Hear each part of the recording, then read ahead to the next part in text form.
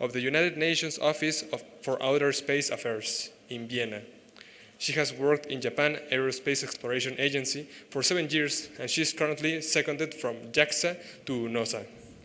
Hazuki specialized in international trade law at Waseda University in Japan and holds a master's degree from the University of Sussex on sustainable development. She has worked in multiple positions during her time at JAXA, such as Legal International Relations Administrator for the Space Transformation Doctorate, Industrial Promotion Administrator for the Business Development and Industrial Relations Department, organizer of the Second International Space Exploration Forum held in Tokyo in 2018, and Legal International Relations Administrator at the Research and Development Doctorate.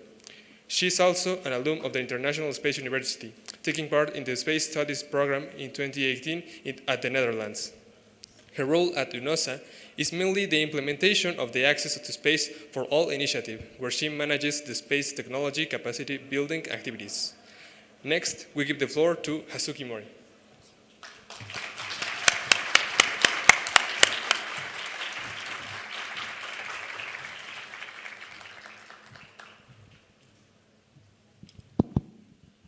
Hola, buenos días a todos. Muchísimas gracias por su invitación. Estoy muy contenta de estar aquí. Mi español no es lo suficientemente bueno, así que permítame hablar en inglés. Okay, that part is done. Thank you so much for your invitation. Thank you. Thank you. My name is Hazuki Mori. I currently work at the United Nations Office for Outer Space Affairs in Vienna. And today I want to give you an overview of what we do at UNOOSA, and then especially about the Access to Space for All initiative that UPAEP is actually working on through KiboCube. So I just want to start off with a question to all of you. Who knows about UNOOSA? Who has heard of UNOOSA before? Oh, okay, not too many. And out of you, who knows what we actually do? You can explain what UNOOSA does. Okay, this is fine because I'm going to be explaining to you what we do at UNOOSA. And yeah, before I begin, we already had the introduction, but just to give you a short intro. So my background is not science or engineering, it's actually law, international relations, and as was explained, I studied sustainable development. So I just want to give out the message that the space industry is so large, there's so many different ways of engaging. You don't have to be a scientist, engineer. Of course, those are really the important people, but of course, there's administration, there's finance, there's legal, there's communications people. There are so many different jobs that you can engage with in the space industry. So I just want to let that message go out.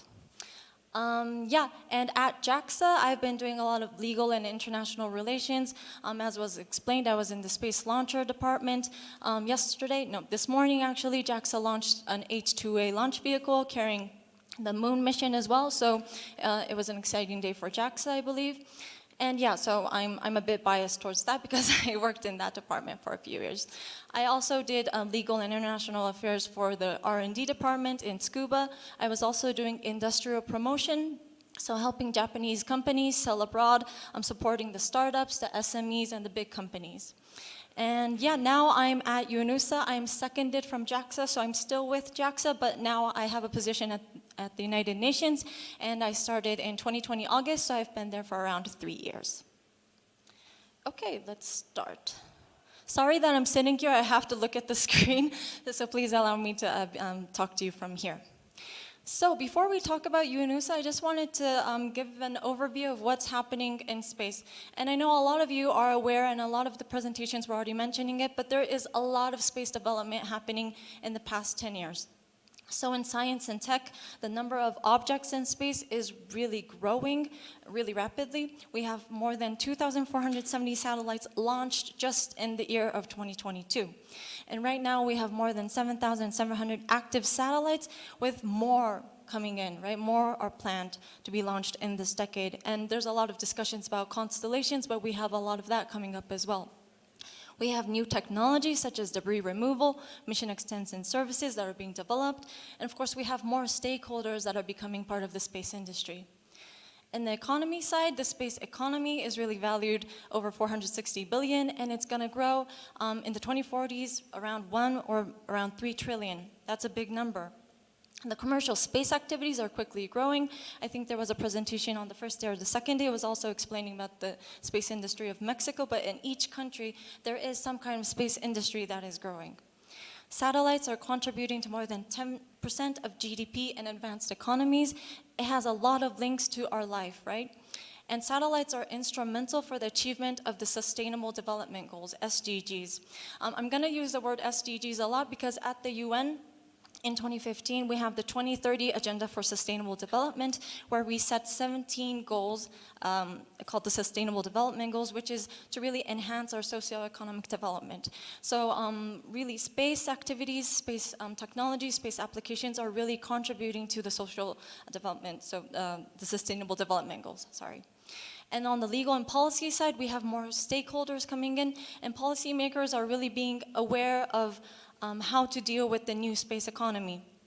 We also have the growing need to enhance the safety and security of space operations. As we have more satellites coming in, we have to control the environment, right? We have more increased international cooperation, as we see with Artemis. We have to work together, as space exploration is a global endeavor. And yeah, we have more laws and frameworks that are becoming popular in the sense that we have more countries joining space, which means that each of these countries have to have their legislation.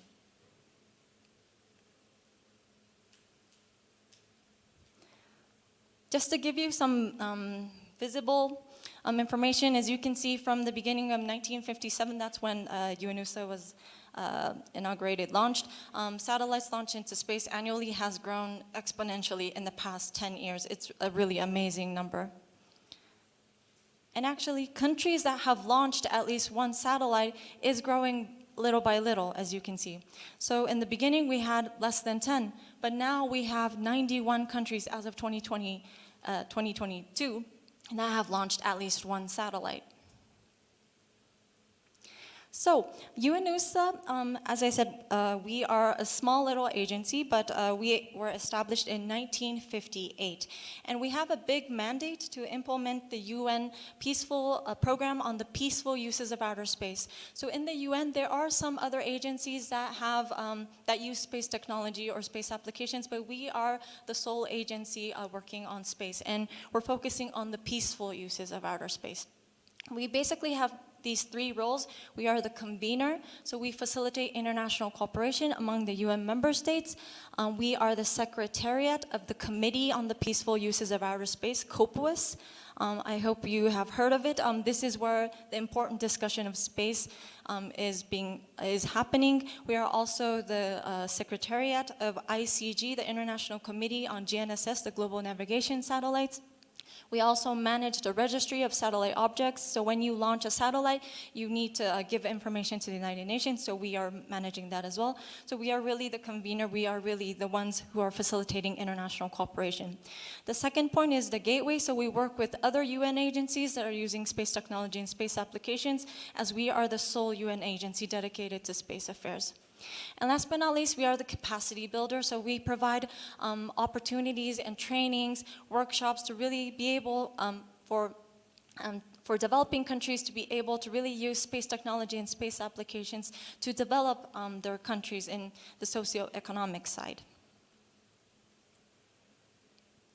So the Committee on the Peaceful Uses of Outer Space, COPUOS, is a very important committee, so I'm just going to emphasize it a lot. And it's not just for the legal people or the policymakers. It will have a big effect on any scientist, any engineer, any person that's in space, because this is where we are talking about the international space laws and treaties and the guidelines that in the end all of the people in the space industry have to be in line with. So COPUOS, as you can see from the graph there, we started in 1957 with only around 25 countries, and it has grown as of now to 102 countries. But in the world, we have around 190 countries. So it means that COPUOS is open and for all, but we still have only half of the countries that are signed up as a COPUOS member.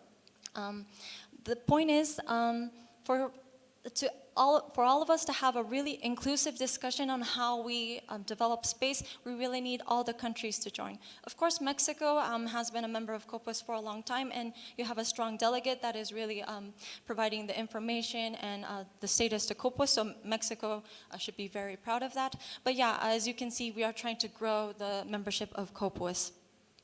And there's a lot of discussions going on, and especially the most pressing issues right now. A lot of the topics are space debris, long-term sustainability, small satellite constellations, space traffic management. This is a big issue.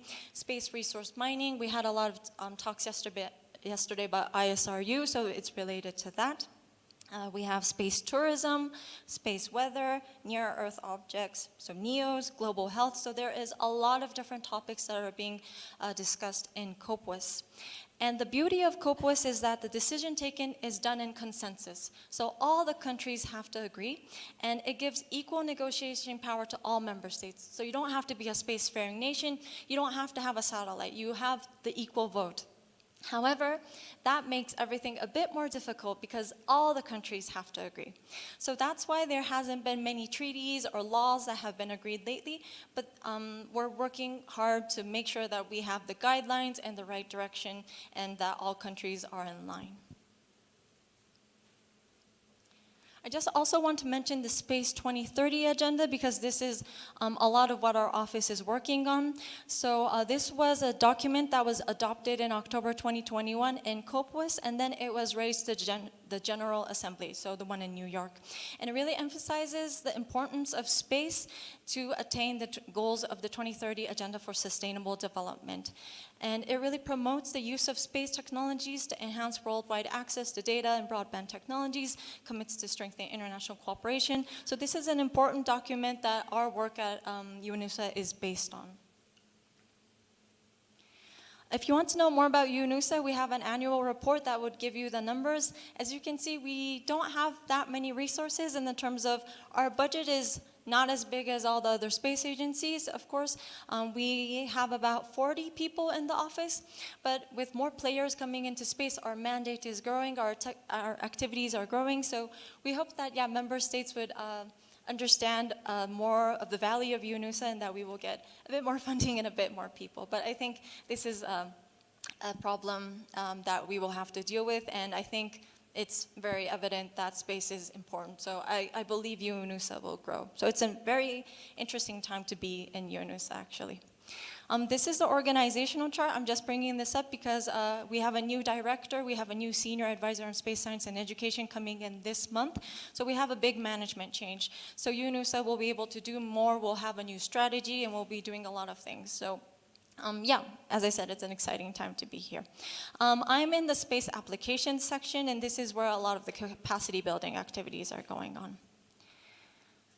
And yeah, the third role of UNOOSA, as explained earlier, is the capacity builder, and we do all of these different activities to really help build a space ecosystem. It's not just one area that countries need to work on. To build a space ecosystem, you need to work on the people, you need to work on the technology, you need to work on special themes, you need to work on bringing the young generation. There's a lot of things that you have to do. So we are doing basically everything that countries need to build a space ecosystem. I'm just going to quickly go through all of them, and if you're interested in any of them, please have a look at our website. All the information can be found there. So as I explained earlier, we are the Secretariat of the International Committee on GNSS, so we're encouraging cooperation between GNSS providers and building a platform so that discussion can happen. Another activity we do is Space for Water.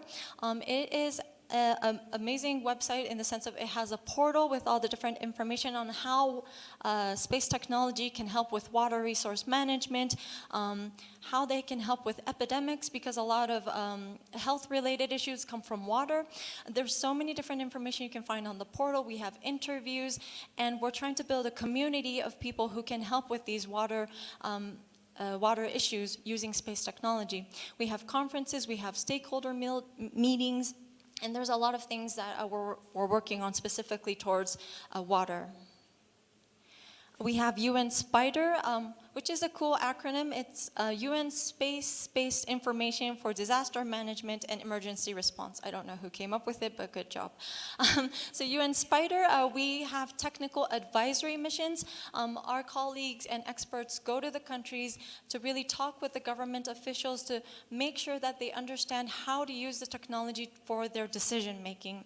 And it brings together not only the providers of the technology, but also the users and, as I said, the government. So we're really trying to build a platform for everyone to discuss and really use space technology effectively. We have the Space for Climate Action Project.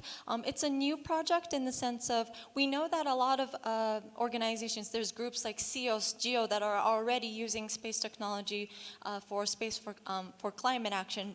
But we want to fill a niche role in facilitating international cooperation and, of course, bringing in the different UN agencies. Yeah, this is an important topic, and we have a dedicated website for that, so if you're interested, please have a look. We are also, of course, promoting space sustainability.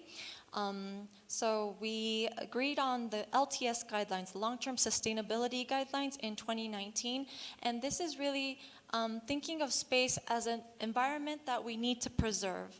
So of course we talk about constellations and economy, and that is something we want to accelerate as well, but at the same time, space is, like the oceans, like the mountains, like what we have on Earth. We can't keep polluting them. We have to make sure that it's sustainable. So we have these guidelines that really help. If you implement the things on the guidelines, it really is going in the direction of keeping space in a sustainable way. So we are doing events, we have webinars, we have a new e-learning module that is coming up relatively soon in September 2023 that will give you more information. So yeah, this is an important topic we have right now. Kind of related to that is the Space Economy Initiative. We are ensuring long-term prosperity in the terms of a sustainable ecosystem in the sense of business and the economy. So we are working to raise awareness. We have technical advisory missions going to countries to really talk about how space economy is a crucial point that countries should invest in and make business on. Another important topic is dark and quiet skies for science and society. So with more constellations, with more activities in space, we are seeing that it's becoming a bit of disturbance for astronomy and cosmology. So we're trying to bring together the industry, the scientists, to make sure that we keep the skies clean from light, radio waves, so that we can still keep doing our science. It's a very interesting topic, and at COPUS this is continuing to be discussed. Another aspect we're working on is space law. For a country to really become a spacefaring nation, you need a space law, you need space strategy to lead your country in the right direction. So we have technical advisory missions going to these countries, advising the governments on how to build the right policies for space. A new platform we built is this one called Astro. It's a global and free access to legal instruments on outer space and national space legislation. So I don't know if there's any lawyers in here, but if you're interested in space law and the different aspects, please have a look. We also have an e-learning module. It's also in Spanish, so it could be interesting for all of you. This year, the technical advisory missions went to Morocco, Chile, and Costa Rica, and next year we will have a big one in Japan for the Asia-Pacific region. So this is an important topic that we're really working on.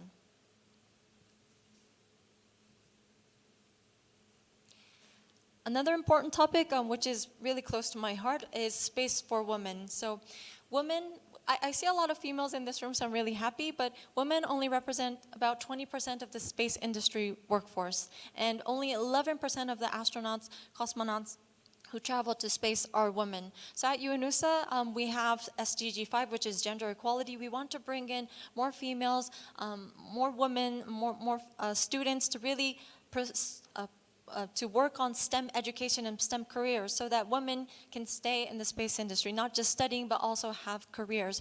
We have mentorship programs, we have annual conferences to bring together. It's a really amazing environment there. And we have online portals to really communicate the education and career opportunities. Another point is space for youth. space can't be discussed just with old people. We need the young generation because it affects all of you in the future. So through Space for Youth, we are bringing the benefits of space science and technology by, of course, giving out more information. But we have mentorship programs as well. We have essay contests where we ask young students to provide us, we give them a topic and they provide us with essays. And we've been doing a competition with SGAC every year. As you can see on the right side, the people who are selected, the essay winners, they get to go to Huntsville to do a space camp in the US. So it's a really exciting opportunity as well. And last but not least, regarding inclusivity, we want to make sure that space is accessible to all. And we really mean all in the sense of we're working on this project called Space for Persons with Disabilities. And the aim is to make sure that even people with disabilities will have access to space technology, space applications, so that it can help their lives. When ESA was doing their para-astronaut selection, we had webinars together with them to really raise awareness that space isn't just for the rich, space isn't just for people who are, let's say, fully healthy, but it's for all, and there's so many benefits that can come out of space. And yeah, the last initiative I want to explain is Access to Space for All. And I have many slides about this because I work on this project. So Access to Space for All is capacity building for space technology. And the goal of the initiative is to provide research and orbital opportunities to make sure that everyone has the access to space and that the benefits are achieved by everyone.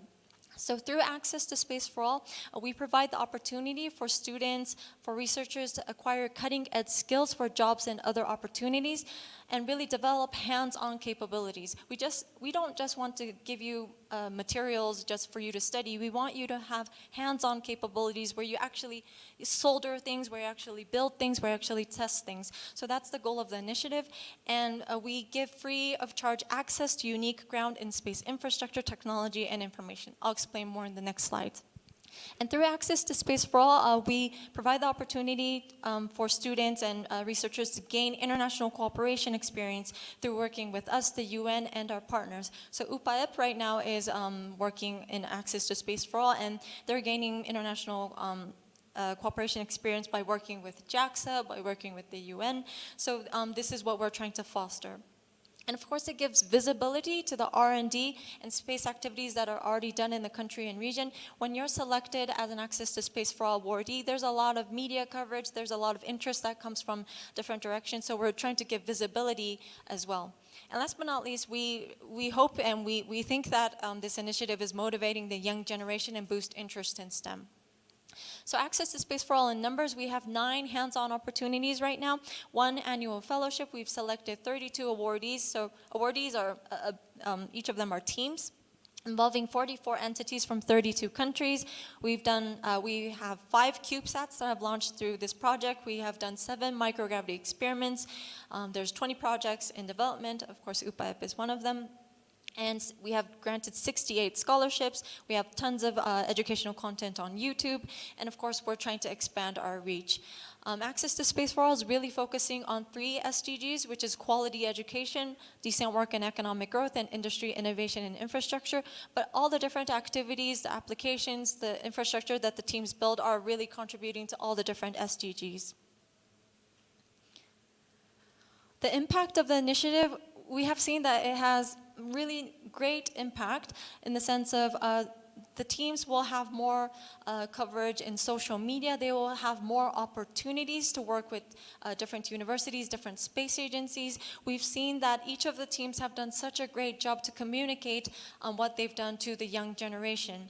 One good example is at the bottom. So the KiboCube team from Tunisia, after we selected them, they were able to develop an aerospace AI and digital center. So for us to choose a team and having them build infrastructure is a big impact because infrastructure is something that keeps going on, and we're very proud of that as well. But there are so many different things that all of our amazing awardees have done to keep the impact of the initiative alive.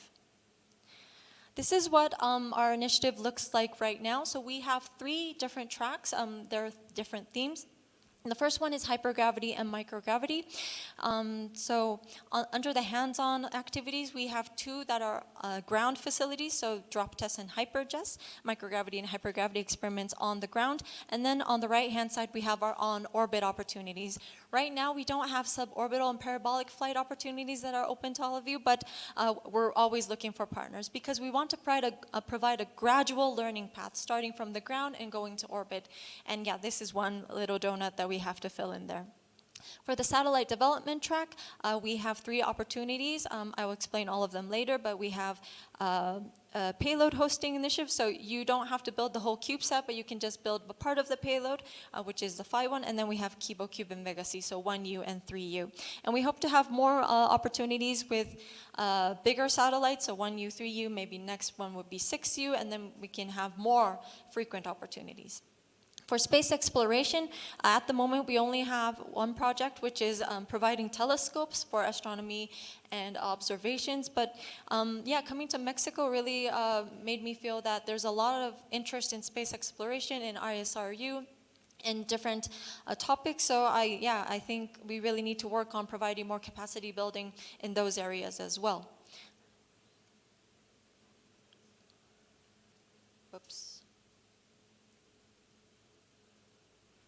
Sorry, okay, so I'm gonna quickly go through these projects as well because some of them are open for applications and it would be great if you're interested to apply to them. So the first opportunity I want to talk about is under the hypergravity and microgravity track called Drop Tests. Our partners are ZARM and DLR from Germany, and this provides an opportunity to conduct microgravity experiments at the Bremen Drop Towers.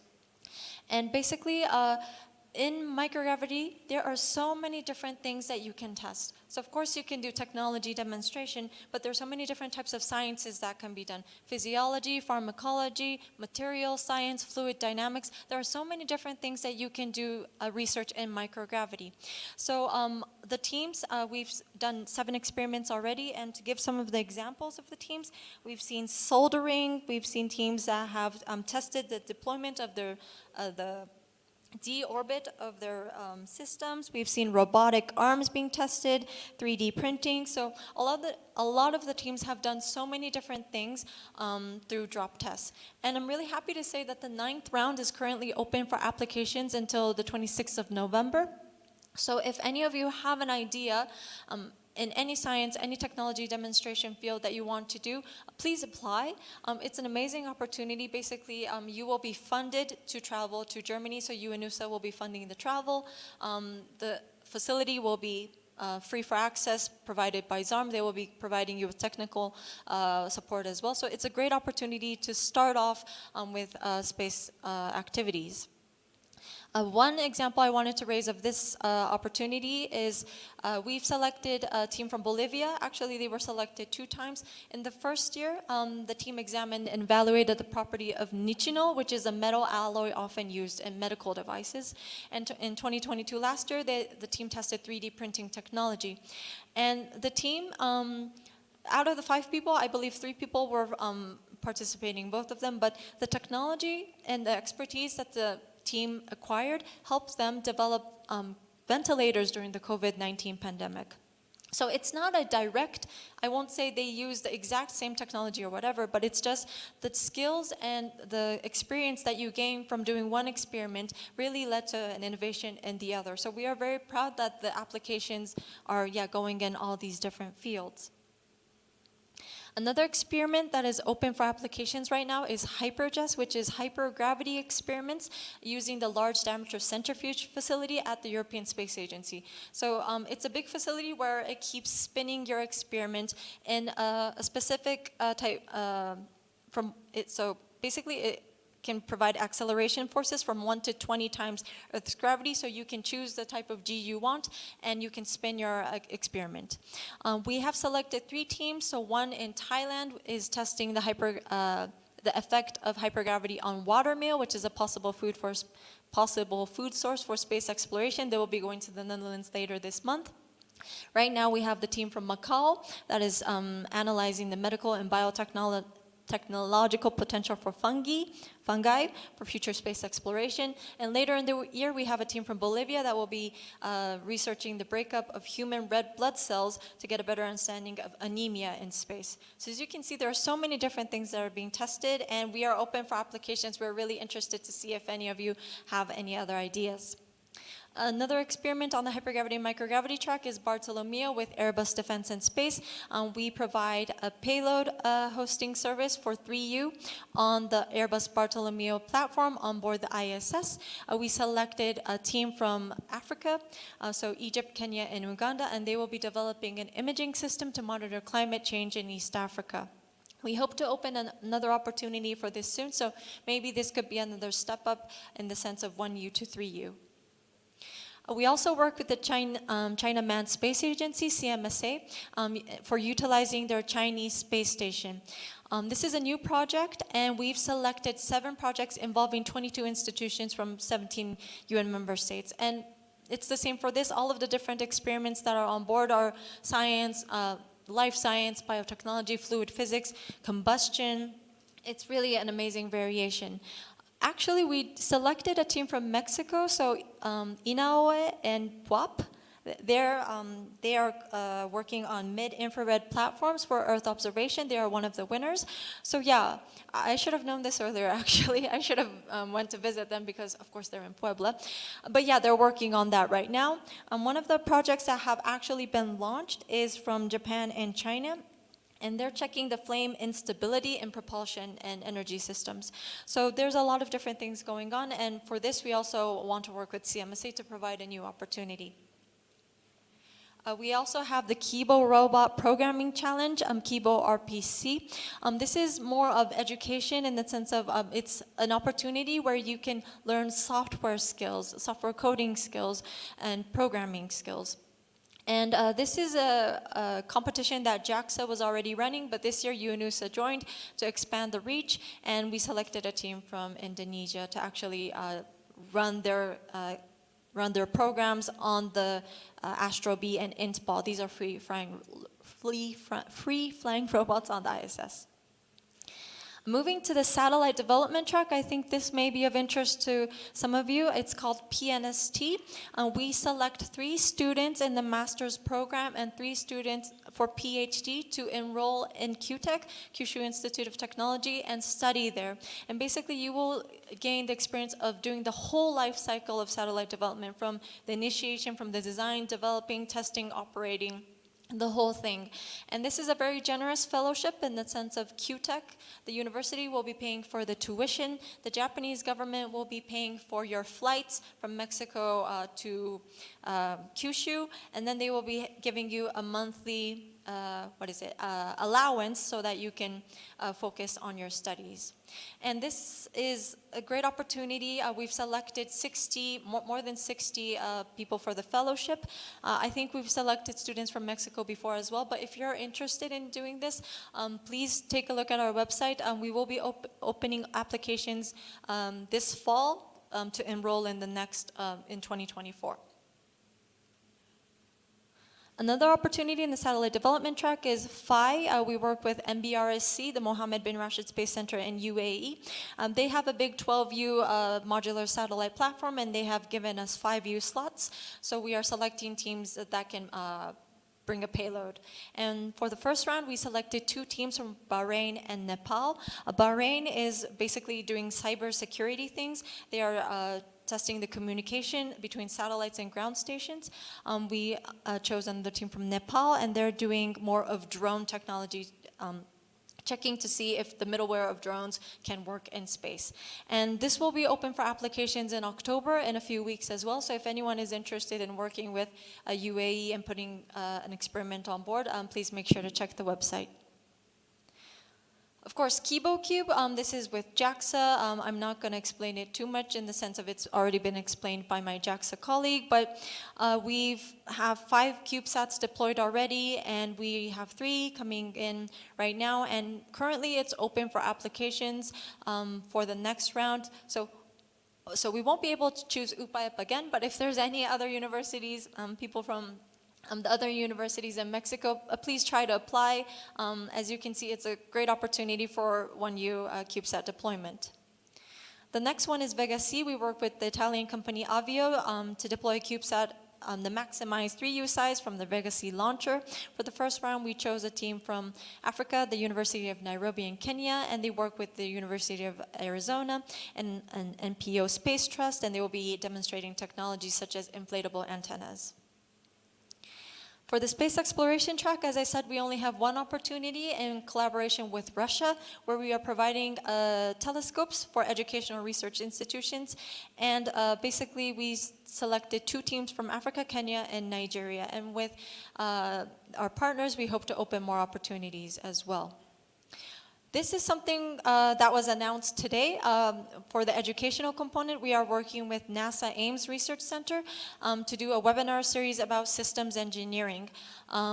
It's a 4-webinar series that we will be doing. In the end, it will be open to all because we will be releasing all the recordings and presentations, but we are opening registration to people who want to attend live and really engage with the NASA experts, and they will give you homework and a lot of things. So if you're interested, please have a look at our website. It should be released now. My colleague should have published a website, so it's already there.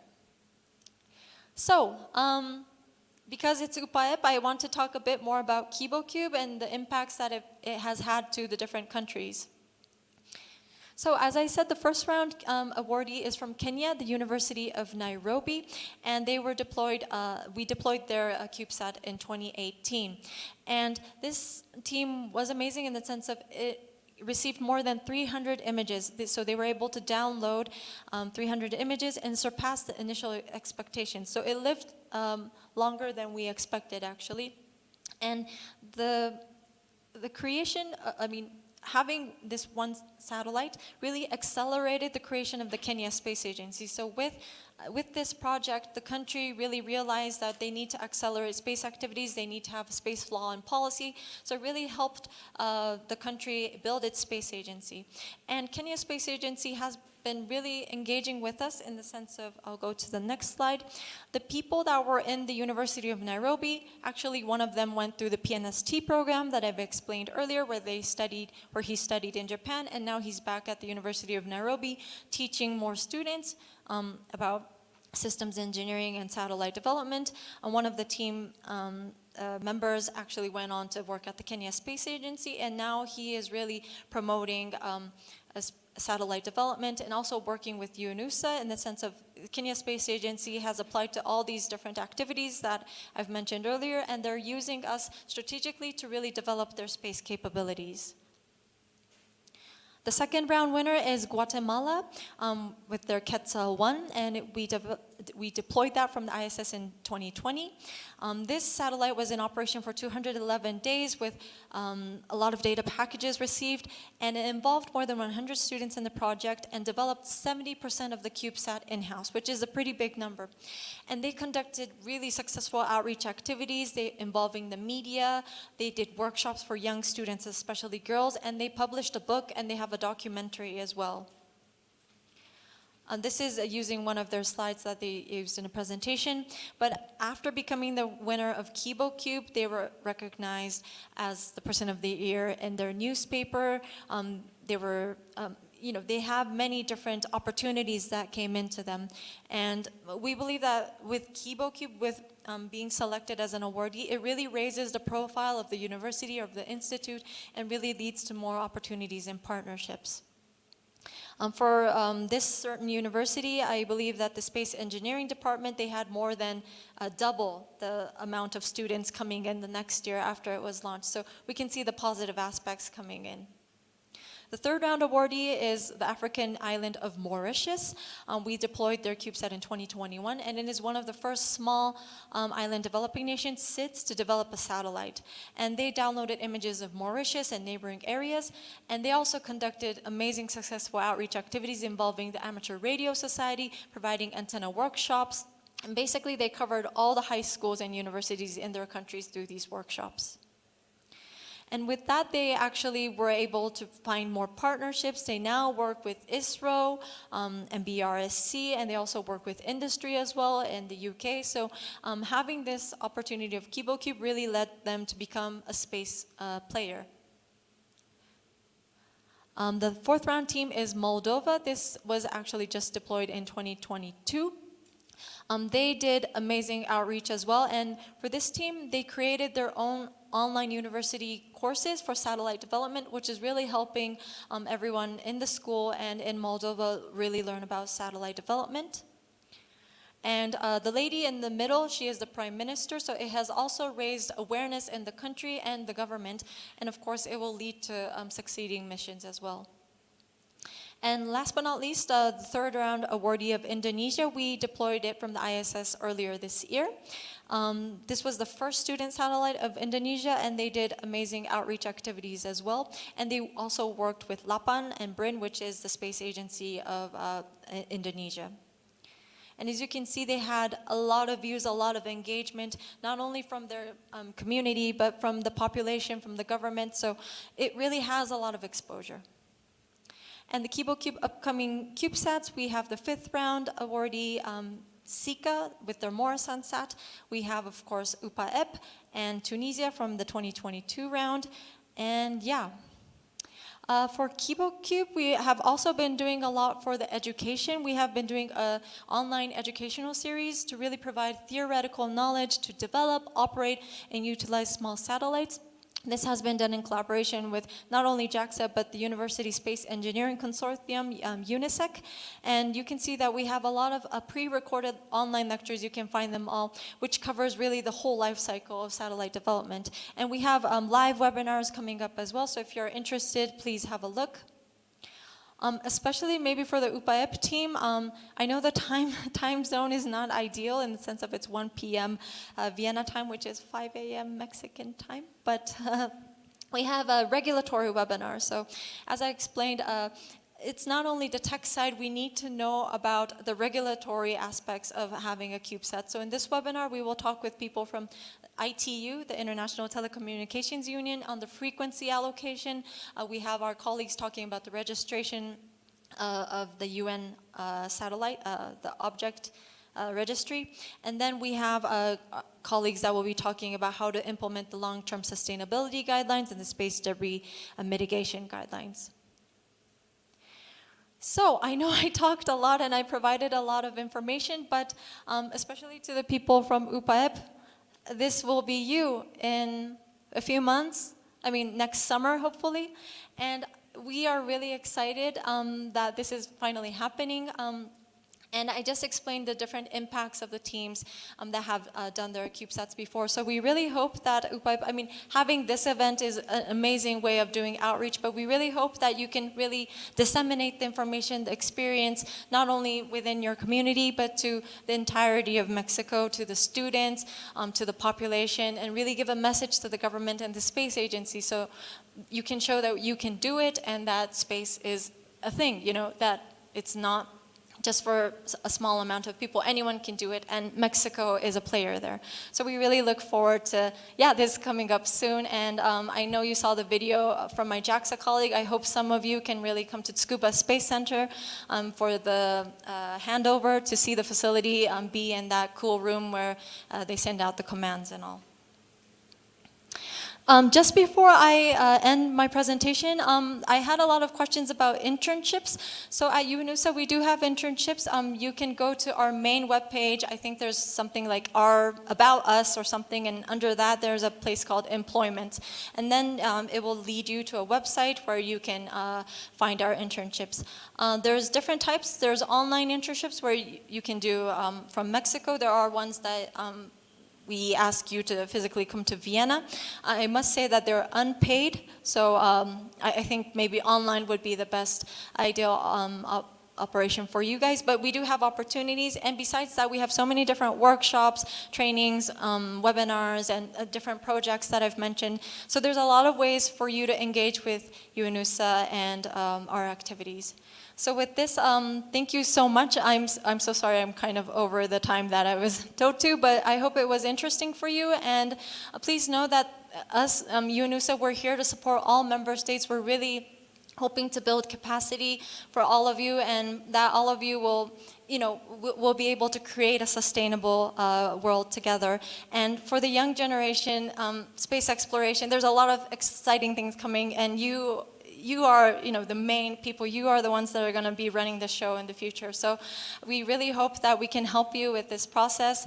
And maybe just my advice is really partnerships, people. It's all about that. Of course, you need to be good at whatever field you're in.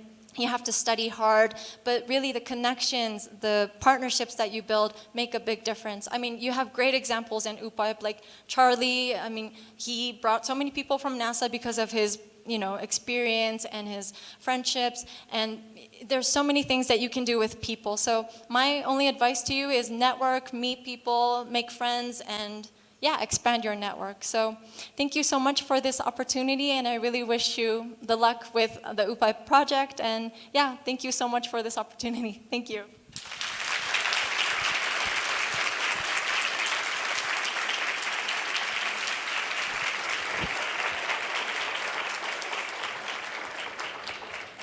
Thank you very much. It's really been a pleasure having you here. Well, I think that's a lot of opportunities. And I'm sure that we have a lot of people here that we will take those opportunities and create something that will benefit us as humanity. So right now we will give the chance to some questions. If anybody got one, please. Okay.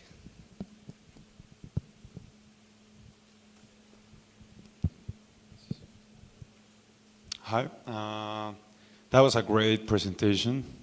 Well, here in Mexico, students struggle too much about getting internships or scholarships, and they say that, oh, just check our website and try to apply. But we can do that, but we need more emphasis in our students. I mean, my question is that if UNOOSA or JAXA can talk to UPAEP and say that, oh, we have these announcements, so you can say you can tell to your students that they can apply, and that will be easier for us to get more involved in that projects, and that if if there is a chance that we can get here in Mexico to get more training or about satellites or coding, I don't know, here in Mexico or outside, free, because here in Mexico people struggle with money, and our government, they give us little chances, and so I want to know if there is kind of a training here in Mexico or outside. That's it. Thank you so much for your question. So for trainings, we're really trying to produce more massive online courses, MOOCs, webinars, so that people can access anything for free. And we make sure to put the presentations, the recordings of the webinars online so that anyone can see it. So we are trying, but we also understand that there's a strong need for more educational purposes. We are also trying to work on a curriculum, so we're trying to build a curriculum so that teachers in the different countries can use the curriculum to teach space technology, space applications, and all that. So we see the need, but yeah, we still have a lot of work to do, but we are trying. And besides that, there is a lot of different organizations that kind of provide similar services for the young generation. If you know SGAC, the Space Generation Advisory Council, they have a lot of activities related to that. I know UNISEC, the one that I explained earlier, the ones that are working with JAXA for the JCube project, and the ones we work with KiboCube Academy. They have many webinars, they have documents that you can use as well. So I know it's hard because there is no shop that you can go to and there, to get all the information. So yeah, I mean, UNOOSA, we want to be better at that. We want to be able to be a platform for you to collect information, but as of now, we don't have that. So we'll try to disseminate as much information as we can. But of course, on your side, you have to be aware of the different activities that are going on. But yeah, these groups, SGAC, UNISEC, I believe there's more in each science. There's things like SEDS, I don't know what it stands for, Space Education Developing something. So there's a lot of different organizations that are trying to provide you with that. So have a look, and I think rather than waiting for the Mexican government to do something, you can take action and network and build friends there, and you'll find more opportunities. I know it's not the ideal answer for you, but this is the way that I see my friends and other people in the space industry doing it. So.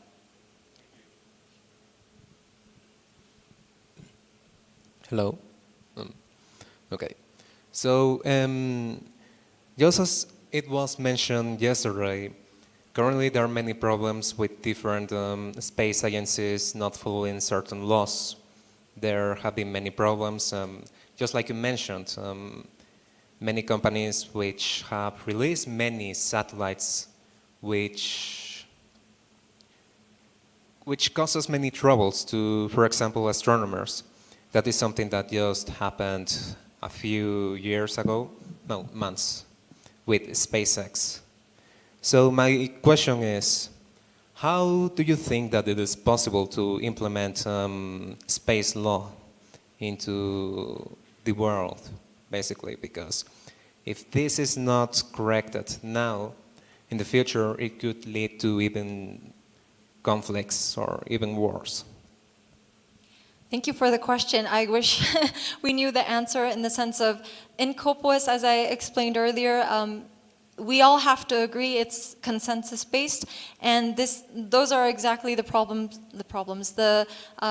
things that we have, that all the countries cannot agree on one thing. But in the end, we have to understand that if we don't have rules, it's going to be a mess. If we don't have guidelines, we're going to keep polluting the system, right? So in the end, we all have to come to an agreement to understand and see things in the long term. But of course, countries that have industries don't want to regulate their countries as much, right? And the countries that don't have their industries or don't have activities now want to make sure that space is accessible for them in the future, that when they're ready to join. So there's a lot of different conflicts, I would say, but in the end, yeah, we all have to understand that it's an environment that we all have to preserve. So the way to implement it is, yeah, that's exactly what we're doing at COPUOS, and we have no answers, but we all have to come to the understanding that if we don't do something, it's going to be a mess.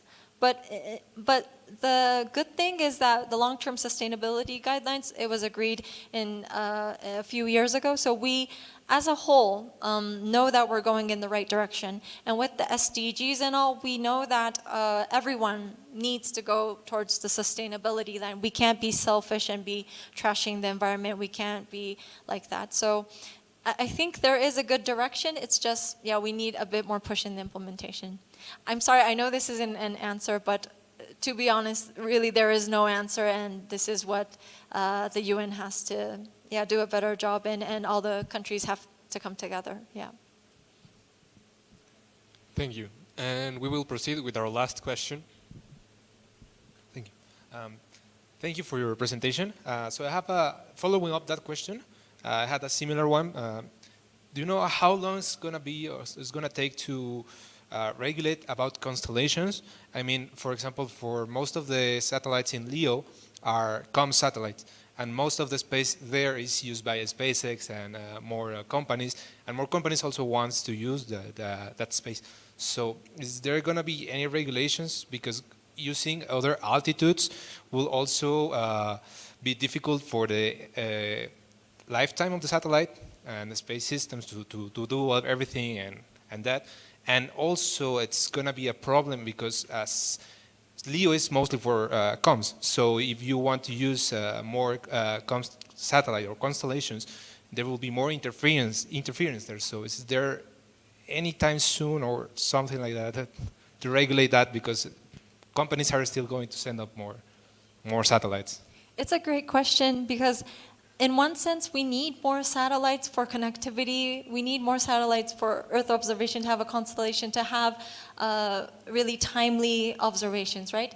But as you said, if we keep putting up constellations and don't take care of them, it's polluting the environment and we'll have issues. So everyone sees this problem, but in the end, the countries, what I see during COPUOS is that they have their industry, so they want the constellation industry to strive in a way. But they also understand that they need to regulate it, because in the future, when other services come up, it's going to prevent them. So it's also not only at the international level, but each of the governments, each of the countries have to understand their stance.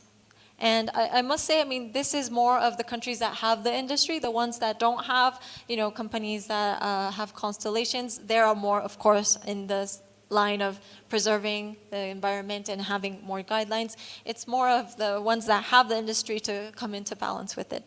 And I mean, it's a discussion that's been going on for a very long time. We're always trying to set guidelines or some kind of rule-based agreements, but I must say it's not something that I see and I can explain to you saying, oh, it's going to be agreed next year. No, it's not like that. So we'll see how it develops. But I can say we're working on it, but I really have no concrete date for you. But everyone is aware, and we'll see how it happens. Maybe if we have more collisions, maybe we'll see that we have to do this. But yeah, I must say it's not the most fast accelerating thing that's going on right now. Yeah. Thank you.